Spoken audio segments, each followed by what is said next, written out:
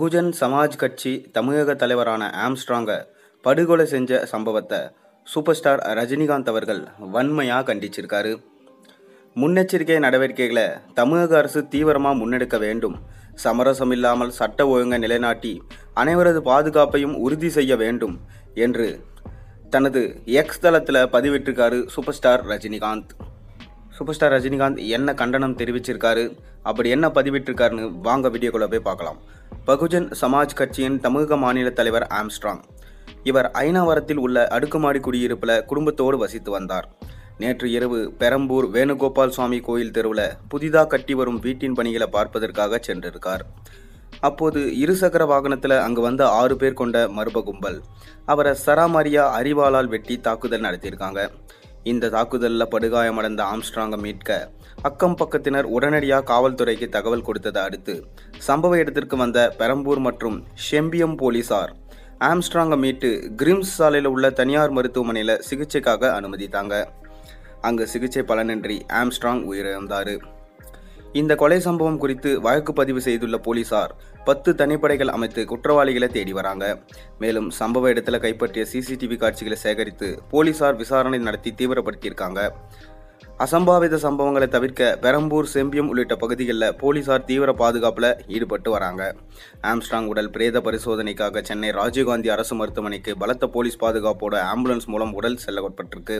மேலும் அசம்பாவிதம் ஏதும் நிகழாமல் இருக்க ராஜீவ்காந்தி அரசு மருத்துவமனையில் சுற்றிலும் பலத்த போலீஸ் பாதுகாப்பு போடப்பட்டிருக்கு.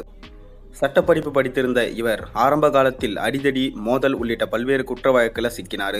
பின்னர் நீதிமன்றம் சென்று தன் மீதான அனைத்து வழக்குகளையும் இருந்து விடுதலையானார். இருப்பினும் பழைய குற்ற வழக்கில் இவரால் பாதிப்புக்கு உள்ளானவர்கள் வெவ்வேறு குழுக்களாக செயல்பட்டு அவரை பழிவாங்க காத்திருந்து பகுத்தீர்த்து விட்டதா சொல்லப்படுது. சென்னையை உலுக்கிய இந்த படுகொலையை பல அரசியல் கட்சி தலைவர்கள் கண்டிச்சிட்டு வராங்க.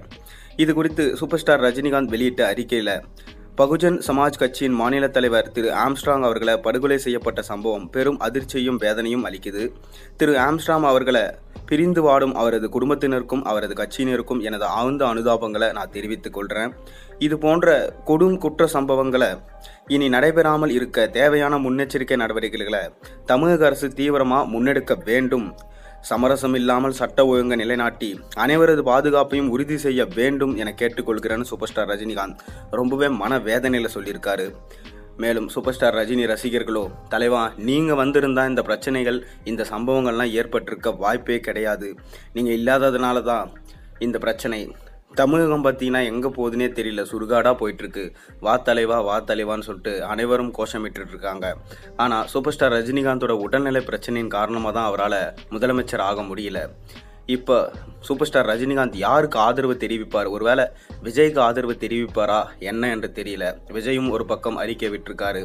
பொறுத்திருந்து பார்ப்போம். சூப்பர் ஸ்டார் ரஜினிகாந்த் சொன்னது எந்த மாதிரி பார்க்குறீங்கிறது மறக்காம கீழே கமெண்ட்டில் சொல்லுங்கள். மேலும் சேனலுக்கு சப்ஸ்கிரைப் பண்ணுங்கள், லைக் பண்ணுங்கள், பெல் ஐக்கானை ப்ரெஸ் பண்ணுங்கள்.